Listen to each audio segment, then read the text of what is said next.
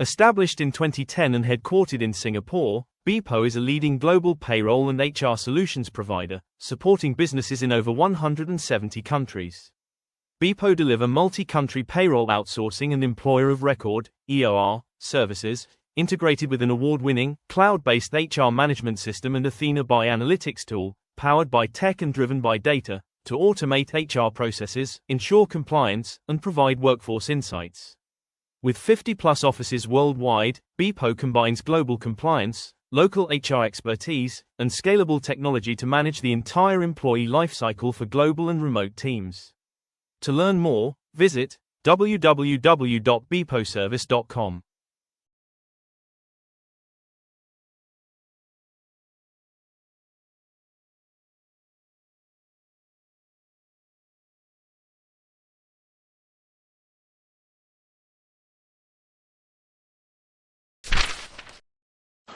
Welcome, everybody, and thank you for joining us today at Global PayFest 2026. Whether you're tuning in from Singapore, London, New York, or somewhere in between, we are glad to have you here with us.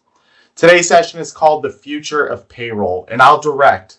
We are not here to talk about the small improvements or minor fixes. We're here because payroll, one of the most basic and core functions in any organization, is at a turning point. And quite frankly, it's due for a rethink. AI, real-time payments, borderless workforces, and compliance rules that are changing faster than most systems can keep up. They're not coming, they are already here. The question isn't whether payroll needs to change. The question is whether your organization is ahead of it or behind it. That's what we're going to dig into today together. I'm joined today by three people I'm genuinely happy to have this conversation with. Among them, they've seen payroll break in every way possible, across every continent, and they spent their careers figuring out how to fix it. First, we have VA, who is a corporate and business strategist and respected consultant who has spent years asking the uncomfortable questions that most organizations avoid. He doesn't talk features, he talks about what payroll means at the boardroom level, the strategic risk, the competitive cost of getting it wrong, and the opportunity in getting it right. He's going to be our main speaker today, and if you leave the session with one framework that changes how you think about payroll, it'll be because of the pointers that VA and our team are sharing with you today.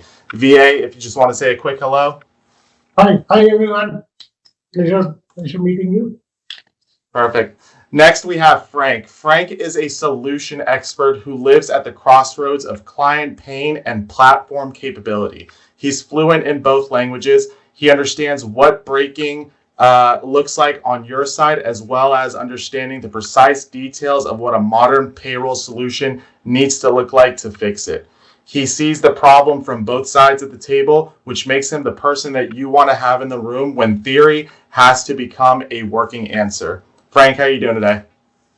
Hey, guys. Doing great. Great to be here. And hopefully I can bridge some of this concept into execution.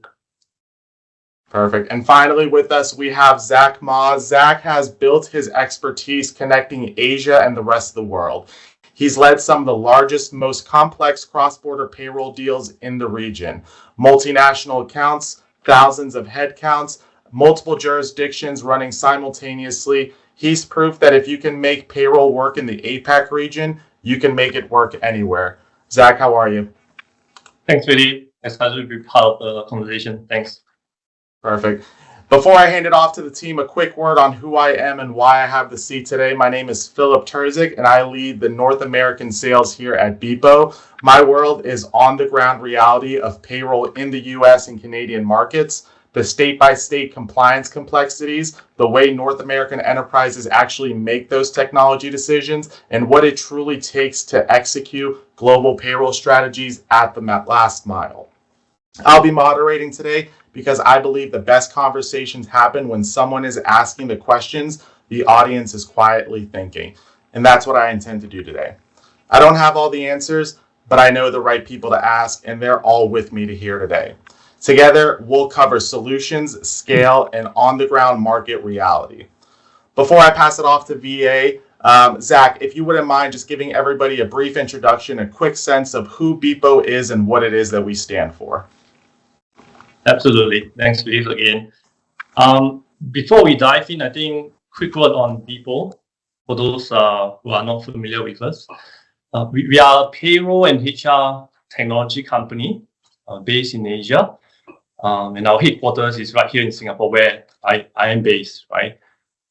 We offer a comprehensive suite of HR solutions, including full HRMS platform, global payroll managed services, and employer of record services as well.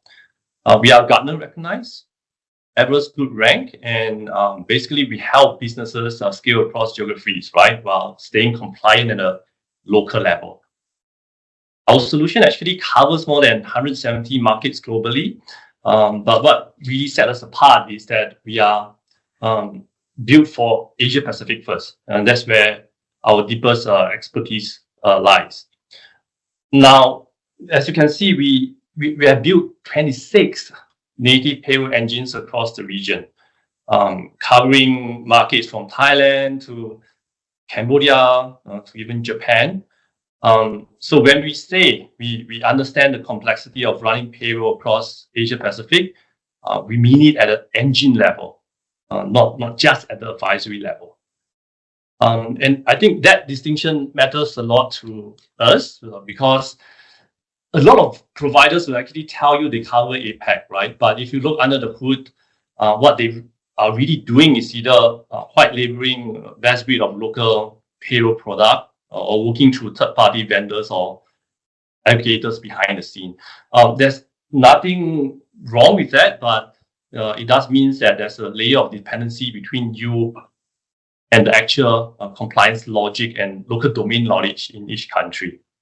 So for BIPO, we took a different path, right? We built the compliance, we built the calculation logics ourselves natively in each market. And when the rules change, for example, in Hong Kong, in China, and they do change constantly, right? We are not waiting for a particular partner to catch up. We are already on it.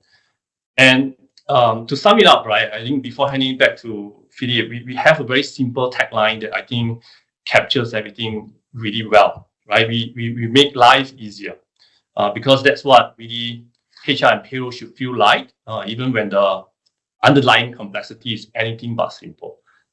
So hand this back to Filip. Back to you.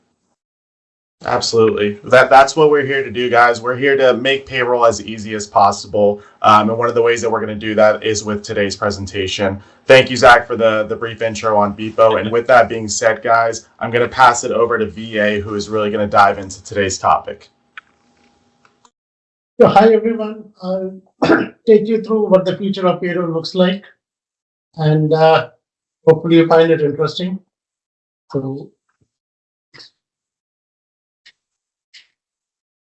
So you see Workday, Oracle, SuccessFactors, and so on in the middle. There are thousands of multinationals who deploy single software, but not a single multinational has a single payroll engine, primarily because it's very difficult to have a single payroll engine. Payroll is not like other HR pieces of software which stay consistent across the globe. Payroll changes from country to country. You have labor law related changes. You have compliance, last mile filing, and so on.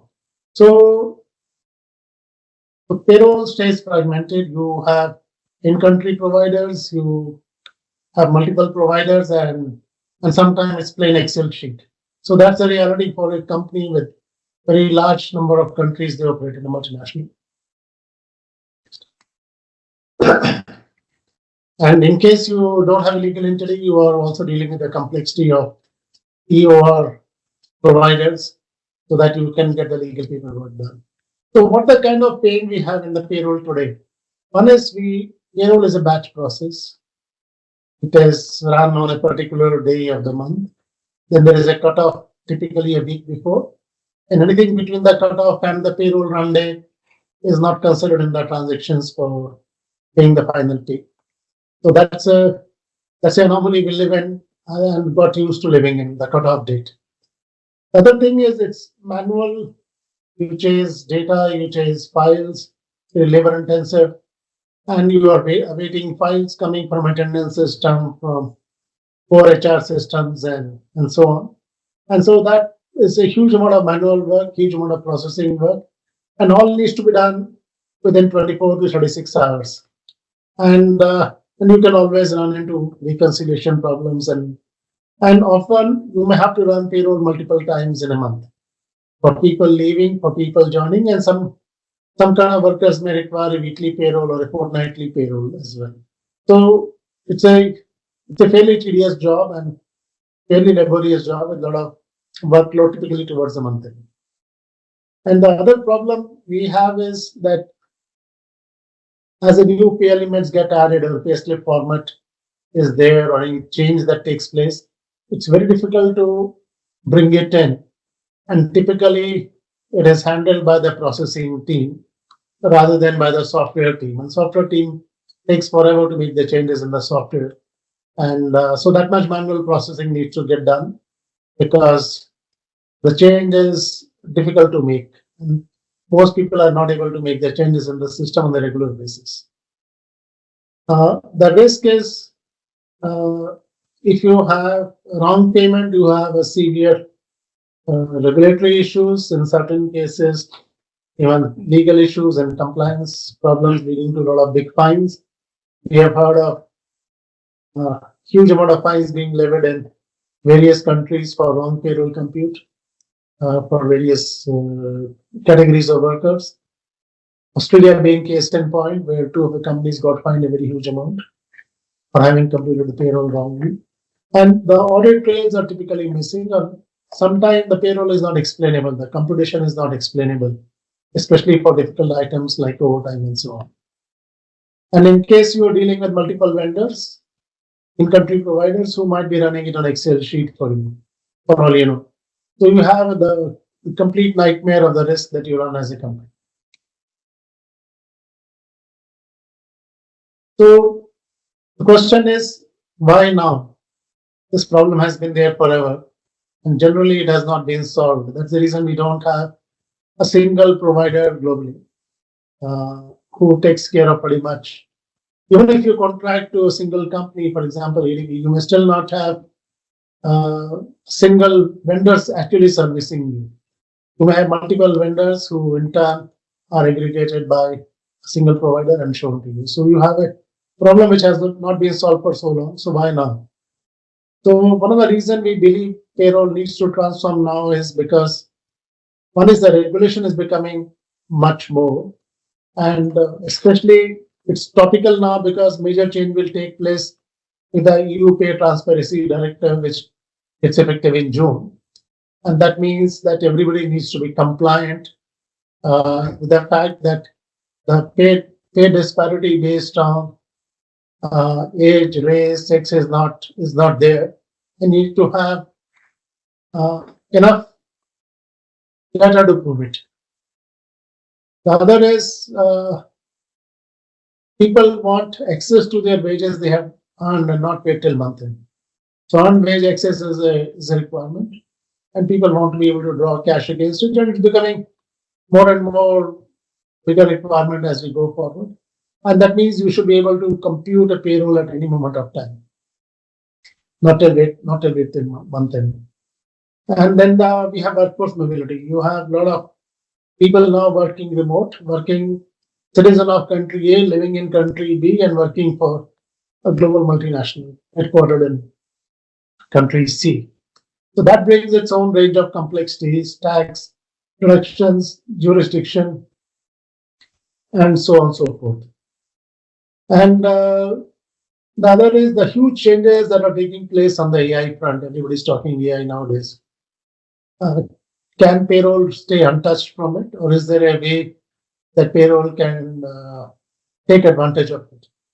So we believe that today's technology that is emerging makes it possible for companies to solve many of the problems that payroll has posed us over the years.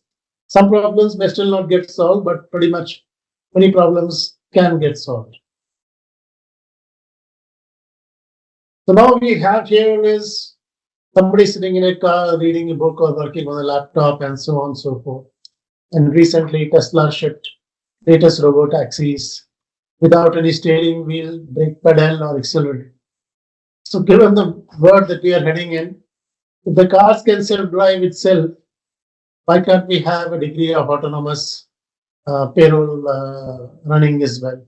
So, how can we make it autonomous? Self-running is something we will explore in subsequent slides.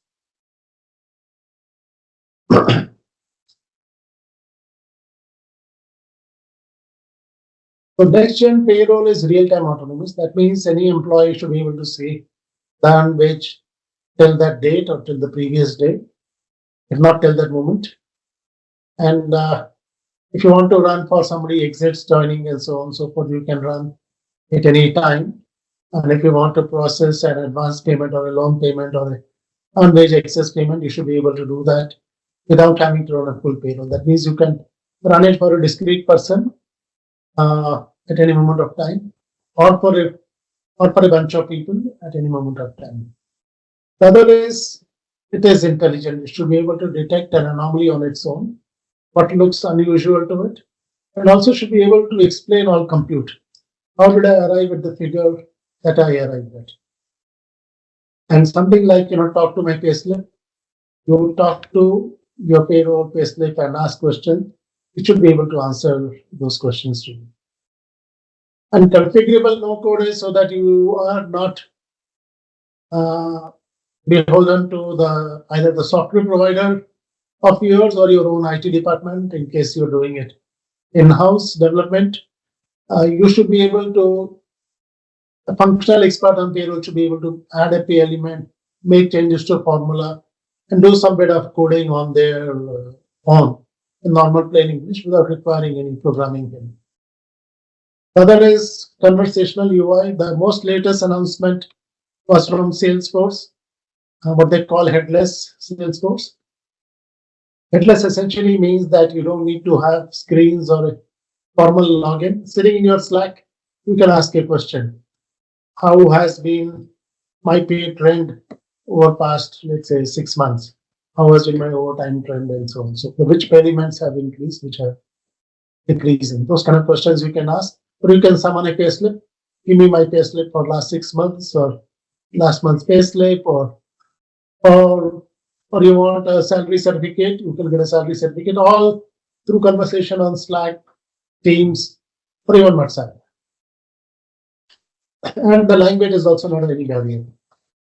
The last is multi-currency. Essentially, the payroll can constitute 30 to 50% of any company's top line revenue. Just imagine every month trillions of dollars flow from Treasury department sitting in US or somewhere else in the headquarters of a company and going to various countries, making payment in local currencies. The amount of money that is in transit, typically 5 days, for which you earn nothing and for which you need to plan for, and the amount of foreign exchange losses that you cover, and also the losses cover on the bank charges you have on those kind of payments. So if all this can happen by some mean of cryptocurrency or stablecoin or something, that can give over an overall saving of $350 billion or more for the overall global corporations. So the next payroll platform is not a calculator or an Excel sheet. It's a global decision and execution engine and designed to take the pain away from 30 to 50% of your expense.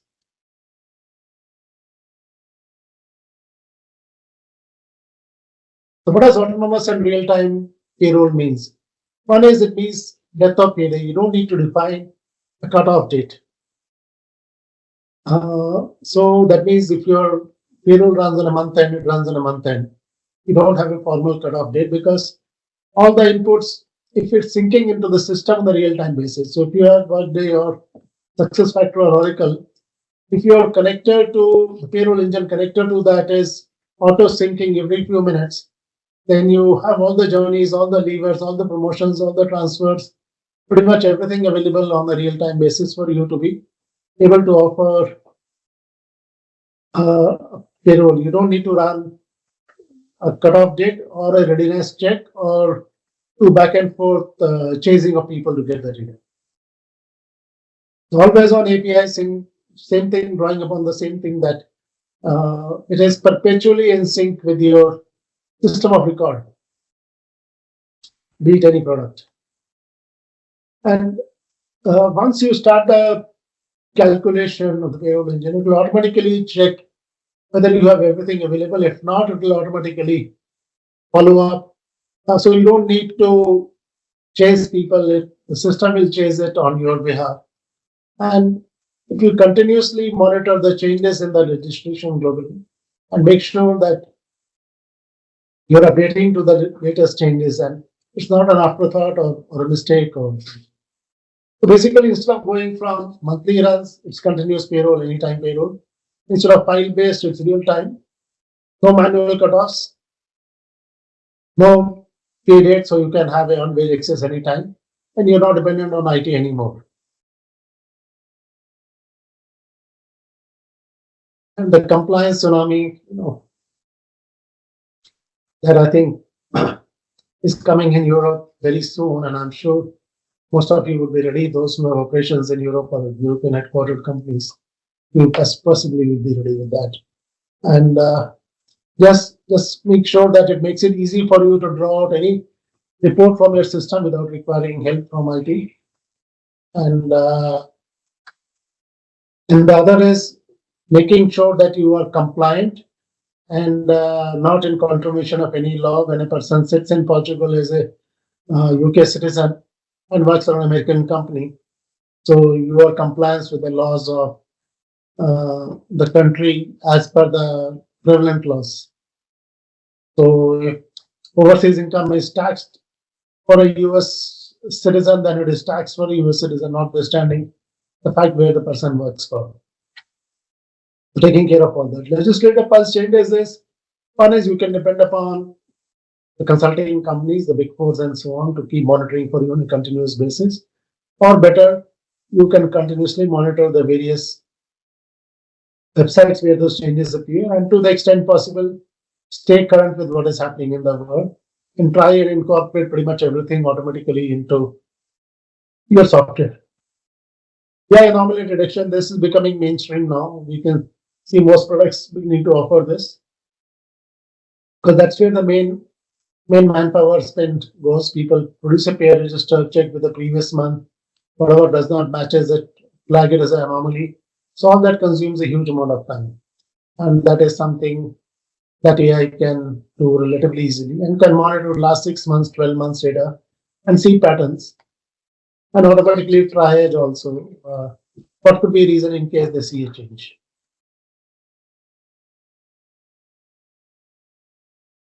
So this is the latest stuff. All of you would have seen Cloud Code come in and Cloud Open Cloud and various cool things happening globally.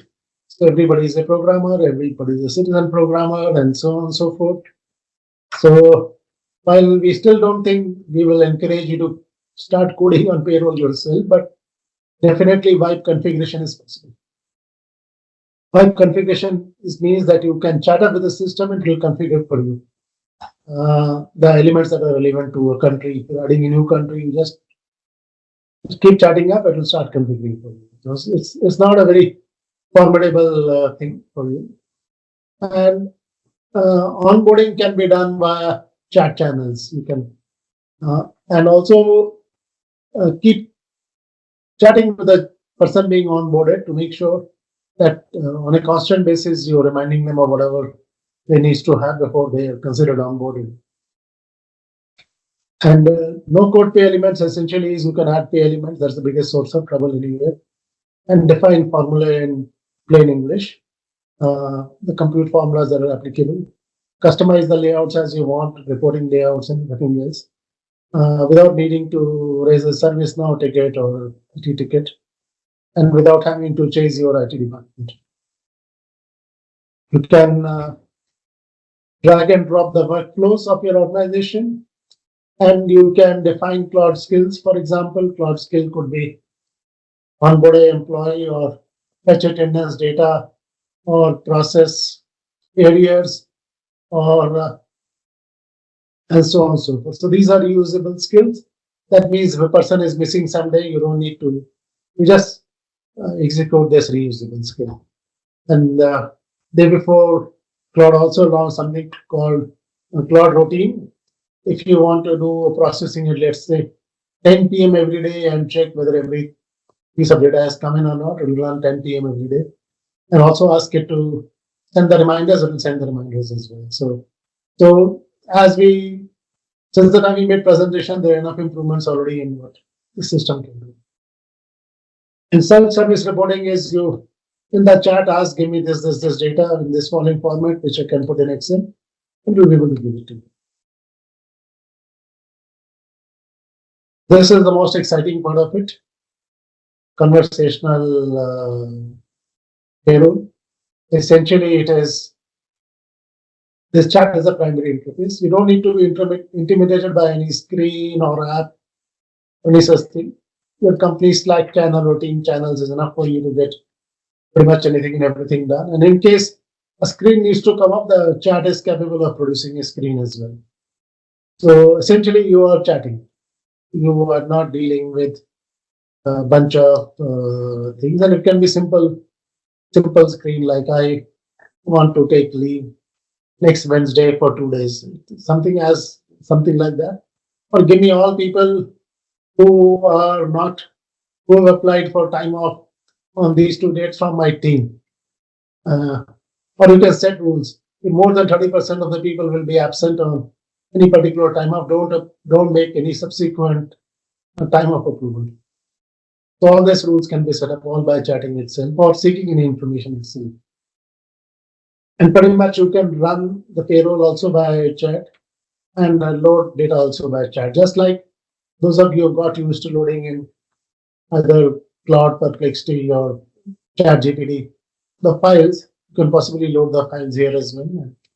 And say, okay, here I'm loading the attendance file or reimbursement file or something like that.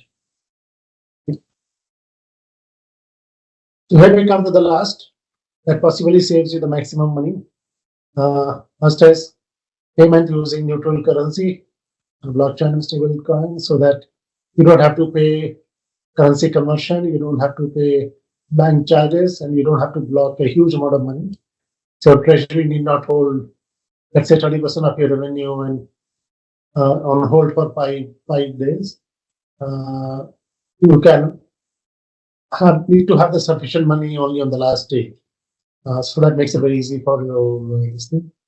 And the other is the difficulty we face in expat pay and tax equalization. If you are a senior exec posted for, let's say, 6 months in Netherlands, you basically want your compensation to stay same. So if you're getting taxed more there, then you want it to be taken care of. So all those kind of things to be taken care of by the system itself. And of course, controls and guardrails just to make sure that you're enforcing the rules as applicable in a jurisdiction or as per the country of origin of the employee. And the humans are always available for you because they are still learning. So that's a key message we have on where the future of payroll is headed. And we, as you can see, up to $300 billion of money can be saved in forex losses or holding the currency, holding the amount for so long in your treasury, and of course the admin and other problems. Every large company has a fairly large team. Despite having a large team, they also have an outsourcing service provider. So it is not something of a trivial cost, which is something which can get addressed by moving to next generation payroll, as I said. Thanks everyone for listening, and here we are at BIPO, making sure that you experience the future very soon. Thank you so much, VA. That's exactly the reframe this conversation needed. I think what strikes me the most is that we're treating payroll as a processing problem for decades. And what you've laid out is It's that it's actually a strategic one. I want to dig in with the three of you because the deck raised a lot of questions that I know the audience is sitting with right now. So we can go ahead and get right into it. VA, I'll go ahead and start with you. You opened with the line that I think will stay with a lot of people, right? HR became the single source of truth, while payroll became the single source of stress. For a CFO or a CHRO watching today, where does the business case for transformation actually start? Is it a cost conversation, a risk conversation, or something else entirely? I don't think either or. It's both.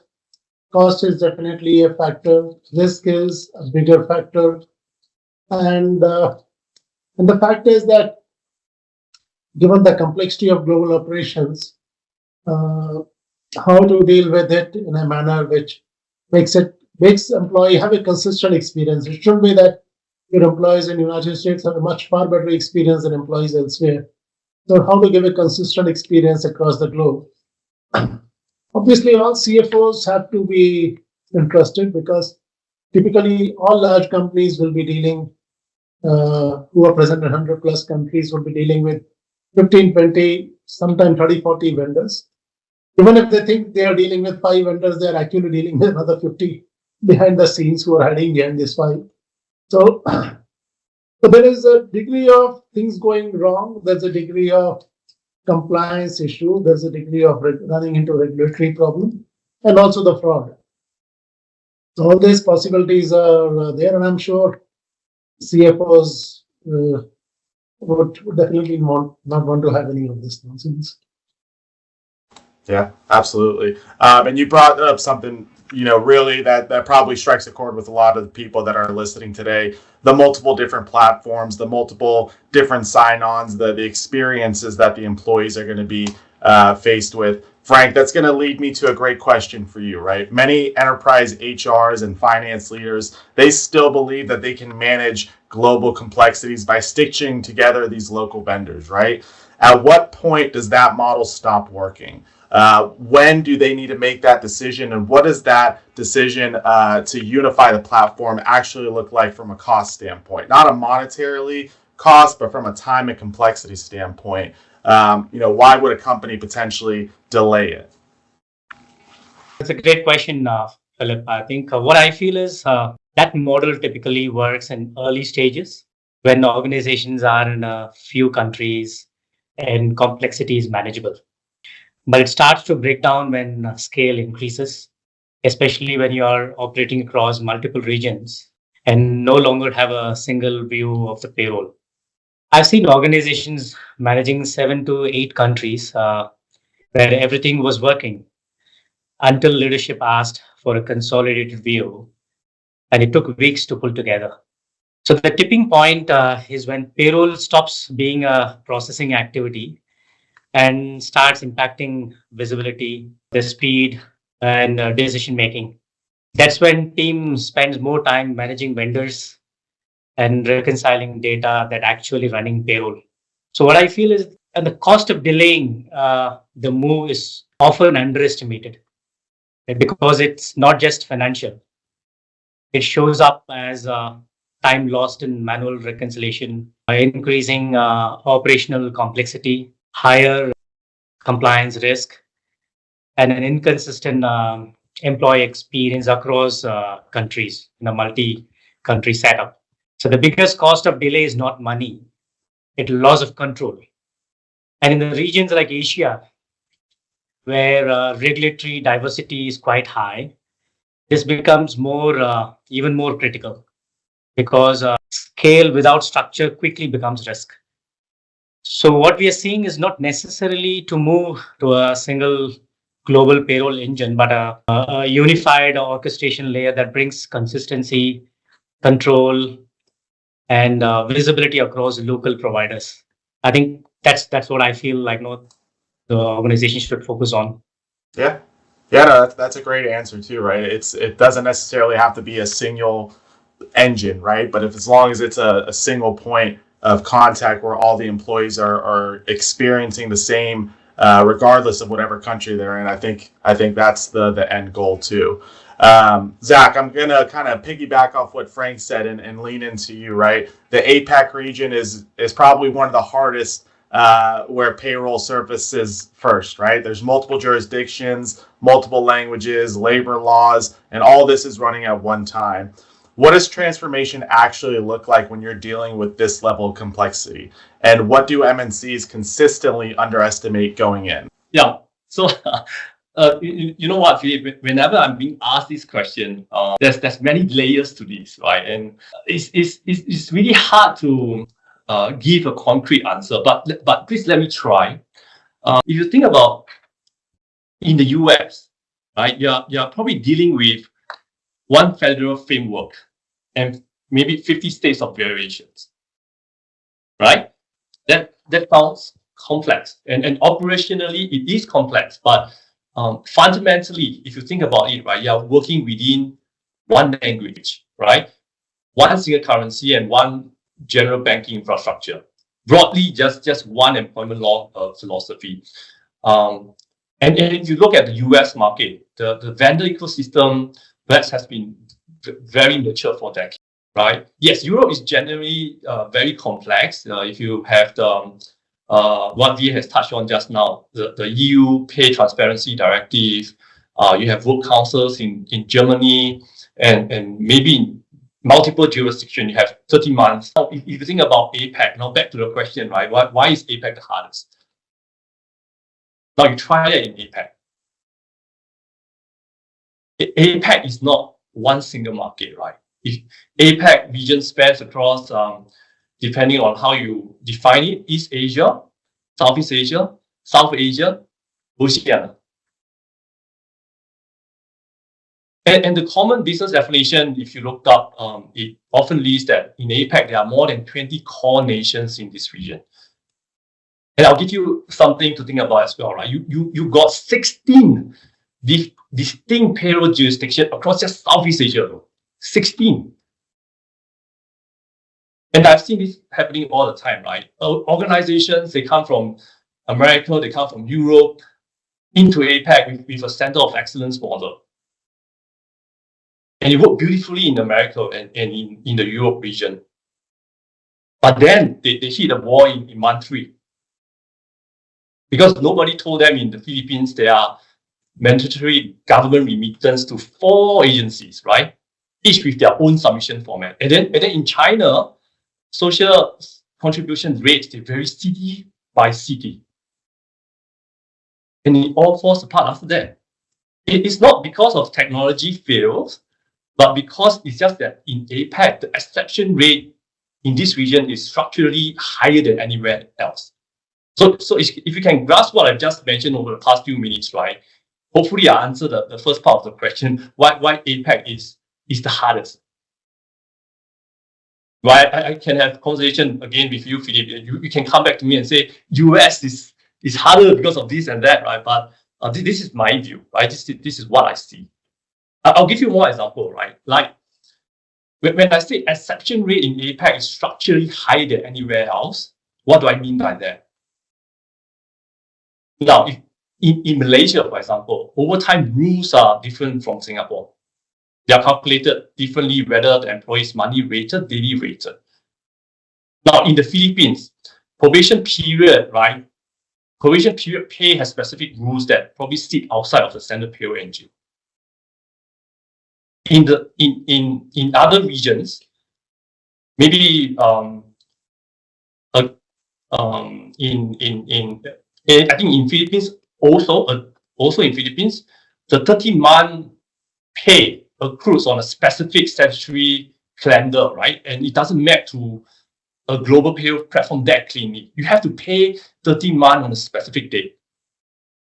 If I remember correctly, that's 24th of December.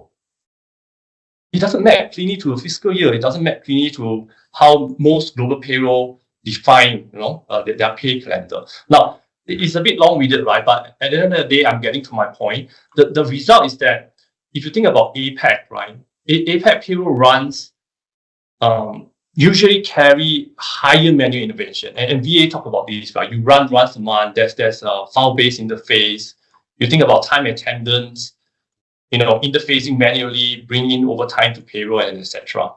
Now, a 2% exception rate, if you think about it, per country sounds manageable, right? But across 15 countries in APAC, if you're running payroll concurrently, it compounds. And I always like to say this, right? And I'm coming to the end.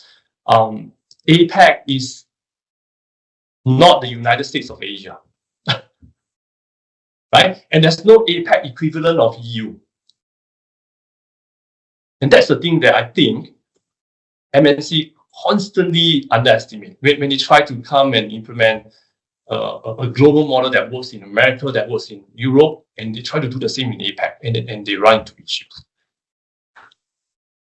And I know, Filip, that I said at the very beginning, I have this conversation with you several times, right? And I actually like to bring you in here because you probably see this from a different angle, right? Where you are based company that's headquartered in North America, that is expanding into APAC, or the reverse, right? Where do you see this initiative most commonly break down, right? Is it a technology problem, compliance problem? Yeah, maybe. Yeah, no, that's a very good question, and I think it's a two-part question, right? So we'll look at it from U.S. companies expanding globally, right? Whether that be the APAC region, EU, Africa, wherever it might be. I think it's a cultural thing, right? I think you said it best that even though each state has their own jurisdictions, it's still one language, one currency. Everybody understands that taxes are going to be taken out. Once we go into APAC, China's rules are different than Singapore's rules, than Korea's rules, than Laos's rules. It's a whole different ballpark, right? And the HR professionals that we have here in the US, they already have so much on their plate, right? Yes, they're SHRM certified, and yes, they know the complexities across all the 50 states that we have here and some of the US territories. That's a lot in and of itself to deal with, right? So when we're expanding globally, having a resource like an EOR, right, where I don't have to register to be a business in this country. I don't have to file for tax filings in every single jurisdiction that my employees just happen to be into. I think, resources like that we offer are a great solution for these U.S. companies that are looking to expand globally, right? Up until that point, when they reach that threshold where EOR doesn't make sense financially anymore, now we have to look at it from a global standpoint, global payroll standpoint too. Now, the return on it is the APAC countries that are expanding into the US, right? They're accustomed to, potentially once monthly payroll, right? Or, maybe the user experience isn't something that is most prevalent to them, right? Whereas, again, it's a cultural shift here, right? Benefits being applied, benefits being taken out, 401k contributions, PTO calculations, whatever it might be. It's just a different animal from both spectrums, right? Whether you're coming from A to B or B to A, they're just two completely different experiences, and how they're handled in one country is going to be completely different than how they're handled in another country too. So it's a big shift, right? And when you have a solution, when you have a partner there that can help you make that shift that much easier, it just makes your job, whether you're the CFO, the CHRO, the CEO, that much easier along the way too. Now, VA, I kind of want to, bring you into this conversation as well, right? Tell me a little bit about the payroll landscape in Asia as it is today, especially around the on-demand pay or even the early wage access that you discussed earlier. Yeah. See, payroll in Asia is extremely fragmented. There are not enough players in the market who service all the countries. And I think BIPO, our attempt is to be the single stop for Asia.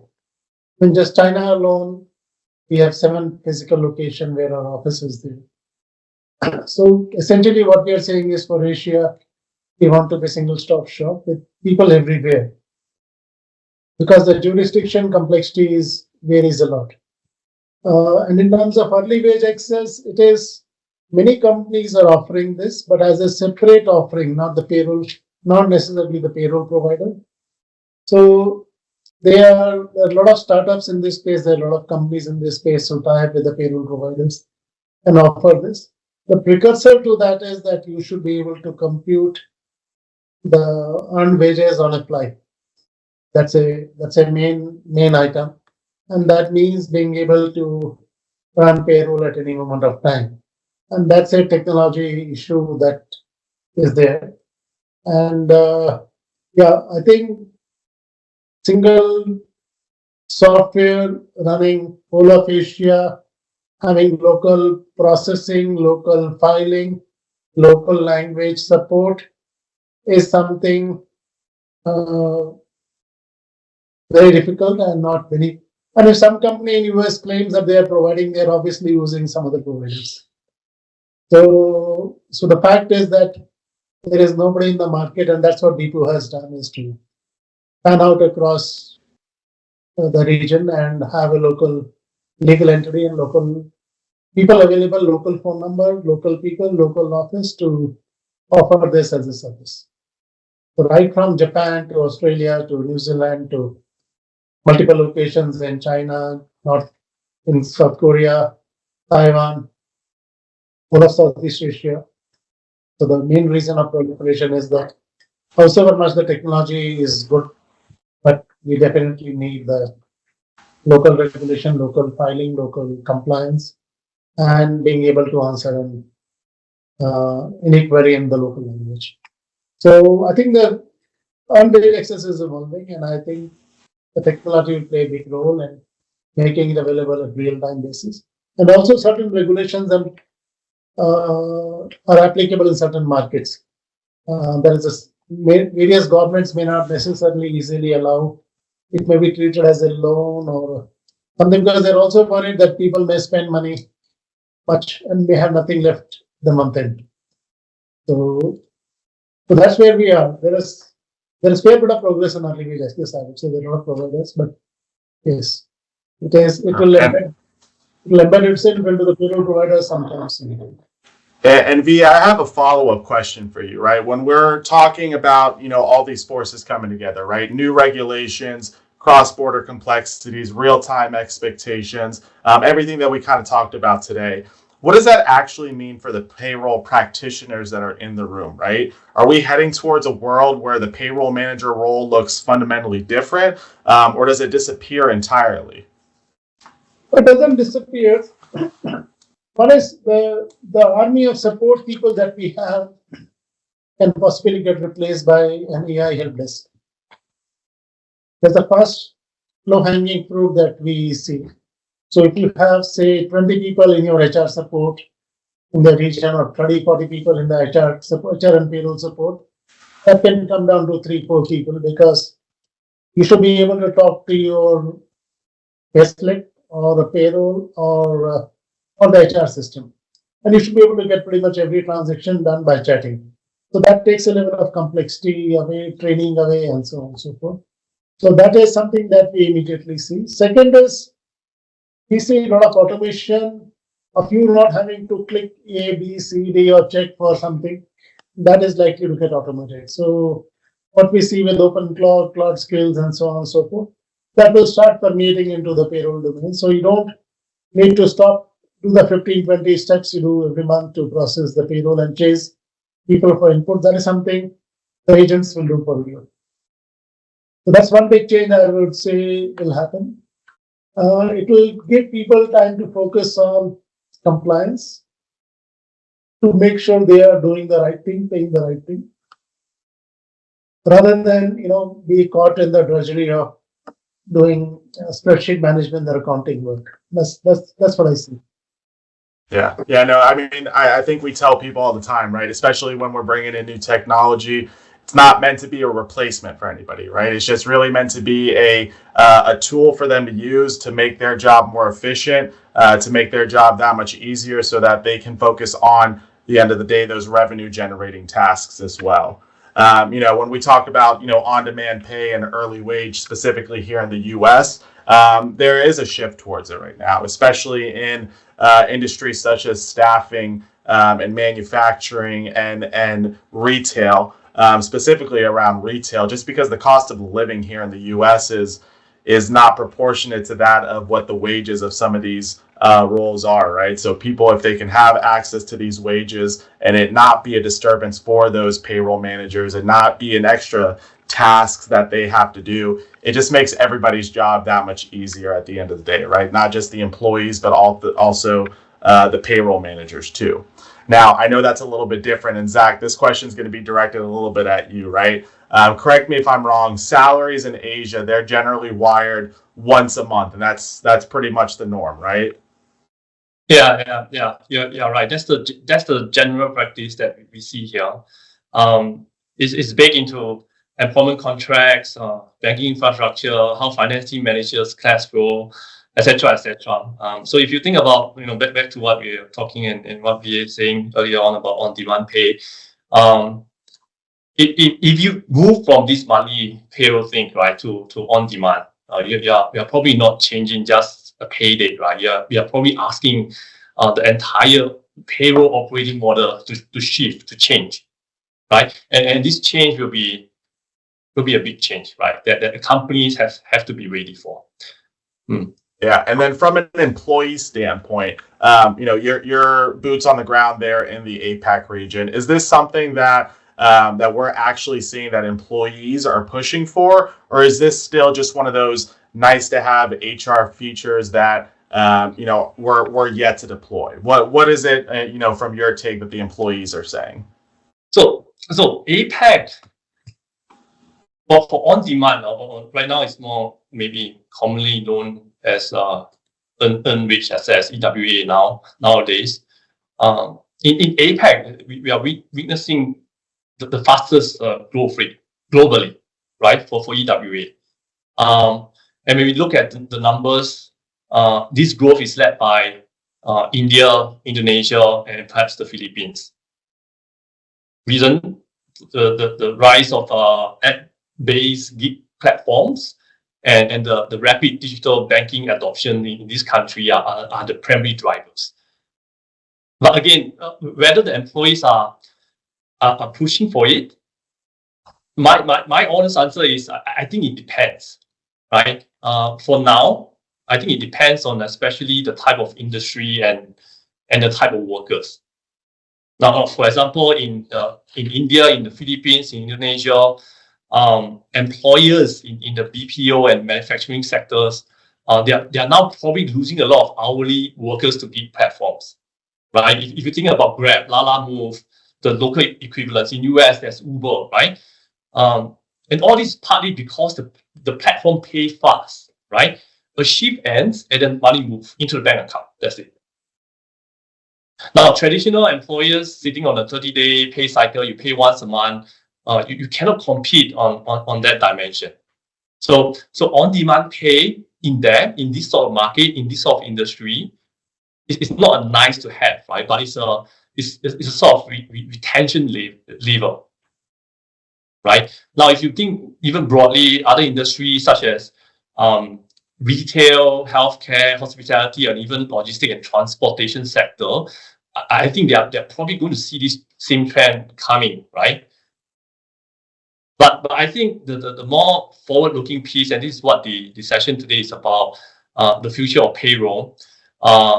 This is where I think the conversation gets really interesting. The next phase is not about employees. They can actually pull wage early, right? The more sophisticated version of this is what I think VA has just mentioned, right? It's continuous payroll. Right, and this is where the system will know you're earning in real time, and it's synced to time attendance. Think about it, right? Data continuously, and EWA on-demand pay, like what you say, is just one of the output of the engine. This is just one. When you have continuous payroll, there's many changes that is coming up. And I give you another example. In Australia, the single touch payroll system is just a landmark. A good example, right? The government mandate that actually forced all companies to report payroll data to tax authority in real time with every pay run. Now, this is the model that a lot of other APAC countries, a lot of government, I believe, right, they are watching it closely. If it works, you'll see this happening in Singapore, in Hong Kong, and even China very soon, right? So what I'm saying is that Actually, my honest take is that for the next 2-3 years in APAC, blue collars, Dexter's employee shift-based workers in this market with very high gig exposure, right? This is where on-demand pay will go from pilot to production. And countries, more developed countries like Singapore, Hong Kong, where there are more white collars workers, that form majority of the working population, the demand might be softer. Yeah, no, I think that makes perfect sense too, and I think we've seen it just with payroll technology, right? As the world changes, the demand for everything changes too, right? So as the demand for some of these earned wage roles increases in certain countries, I'm sure we're going to see the increase for the need for those types of services as well. Now, Frank, that's going to lead me over to you, right? We're going to kick it back a little bit to what VA had said earlier, discussing the 5 pillars, right? Real-time, intelligence, configurable, conversionable, conversational, and borderless. Which one, when you're speaking with clients, do you think that they're most surprised by? And then which one do they not know they needed until they saw it? Yeah. I think these are the key tenets what VA mentioned. I think the payroll has to be real time and intelligent, configurable, conversational, with the advent of chat GPTs, Claude, and all of that, right? And more borderless. But interestingly, the one that surprises most client during my engagements is not so much as the real time or even borderless. It is the intelligent layer. Most organizations come in thinking payroll is about processing and ensuring compliance. But I've seen cases where payroll was running fine across countries, but inconsistencies like in allowances or tax treatments only surfaced after payroll was processed. Sometimes even from the employee queries, right? Through that they come to know. But when they start seeing capabilities like anomaly detection, predictive insights, and kind of an automated validations, even before the payroll is run, they realize payroll can actually become a decision support function, right? Not just an operational one. And what's interesting is this is not something they were actively asking for. It's something they discover during the journey, especially when they start dealing with scale and complexity across multiple countries. Clients don't come asking for intelligence, right? But once they see it, they can't go back. So in regions like Asia, where payroll complexity is quite high, that intelligence layer becomes even more valuable. So once they see it, they can't go back, and because it helps organizations manage variability, the compliance, and risk much more proactively. They quickly get into this and say that, hey, can I have my pay records, the pay histories for last 10 years or 15 years get migrated into your system so that it becomes more predictive and more prescriptive for me, to manage my payroll. So I would say that that's the shift we are seeing, right? From payroll as a processing engine to payroll as an intelligent layer, for the enterprises. So that's precisely I would say among these key tenets, while all of them are important, that the intelligence that brings in and the forethought that it brings into the organizations, I think that's where clients look for. Perfect. And then I'm going to open this question up to you, Frank. I'd love to hear your answer from a solutions point of view, right? How do you sell the vision of everything that we've kind of talked about today to a CFO? I think one of the one thing if I need to pick up now for the audience today, right, from a leadership perspective for the payroll leaders, most payroll leaders are still treating payroll as an operational process, right? Not a strategic function. And what that means in practice is they focus on getting payroll done rather than using payroll data to drive decisions, right? So they end up with fragmented systems, reactive to issue handling, and limited visibility across countries, right? So but payroll sits at the very powerful intersection, right? So where like we have mentioned, it's like your HR, finance, and compliance, and when connected properly, all of them, right? It can provide real insights into workforce cost, the risks, and planning, right? And this becomes even more critical in regions like Asia, right, where complexity is high, because without the right structure and orchestration of these intersection points, the scale quickly turns into chaos, right? So the shift leaders like CFOs and CHROs like need to make is from processing payroll to orchestrating and leveraging it as an enterprise capability, right? Uh, because payroll is one of the largest cost centers in any company, right? It is one of the least leverage for insights, right? So what would they do differently, right? Start by connecting payroll into the broader ecosystem, right? Take your payroll to your broader ecosystem, connect it like HR, your time, finance, and creating a unified view, right? Before trying to optimize individual pieces. So that's like no, which I would say that no, the leaders have to pick up. If I would say like no one point, which they need to take payroll to the center of their ecosystem. Perfect. Now, I know we're coming up on time for today's session, so one final question that I want to leave with all of you all, and we'll go VA you first, Frank you after, and then Zach, you're going to wrap us up. What's one thing that most payroll leaders in the audience today are probably still getting wrong? VA, go ahead and kick us off. I think they are seeing it, as Frank had mentioned earlier, as an operational thing, not as a strategic thing, because if this is the single biggest cost element you have, then you have to basically slice and dice in 1,000 different ways. You need to have a comparison as what percentage of your revenue goes to payroll compared to your competition in similar industry. So those kind of questions have to come up. If you're in fast food industry, McDonald's may want to compare with Burger King and so on and so forth. If you can't get those answers, then you don't know whether you're overstaffed or you are, at least compared to competition.